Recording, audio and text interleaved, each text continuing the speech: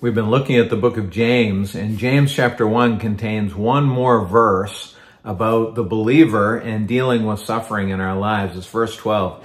Blessed is the man who remains steadfast under trial, for when he has stood the test, he will receive the crown of life which God has promised to those who love him.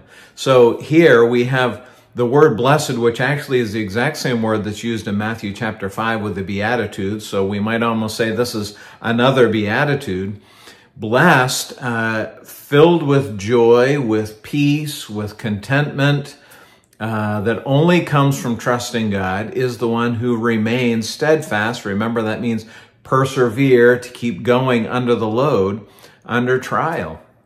So there is a certain amount, not only do we enjoy the presence of God and the supply of God for grace and strength and comfort and mercy that we need when we're in the trial, but there is a certain amount of blessing that comes as a result of this too. Fulfillment, a realization that we are following God and that we are walking with him through all of this. When he has stood the test, he will receive the crown of life. Now, isn't it interesting? We see here that James is indicating that the things that we endure in our lives, these difficulties, these testings, they're not happenstance. They're not just bad luck. But James actually says they are tests.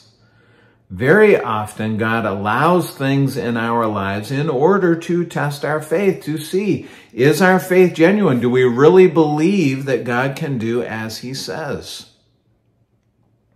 When we walk through trials and we remain faithful to God, we are indicating that we, in fact, do believe that he is the God of the universe, that he is sovereign, that our lives are in his hands.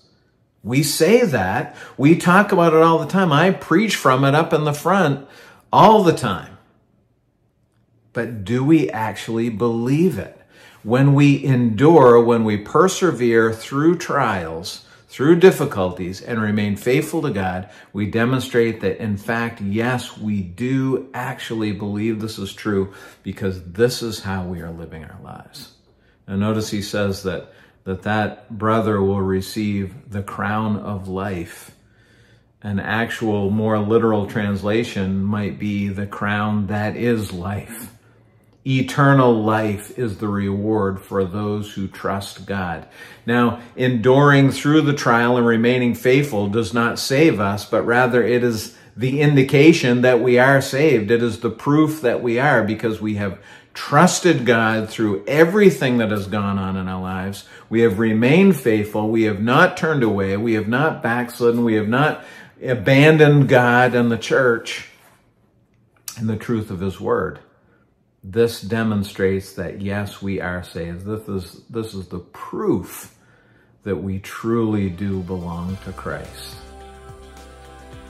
I hope that you can persevere, can remain faithful, are willing to throw yourself on the mercy and the grace of God, no matter what occurs, knowing, believing, and living out the fact that you believe that he is the sovereign of this universe and the sovereign of your life.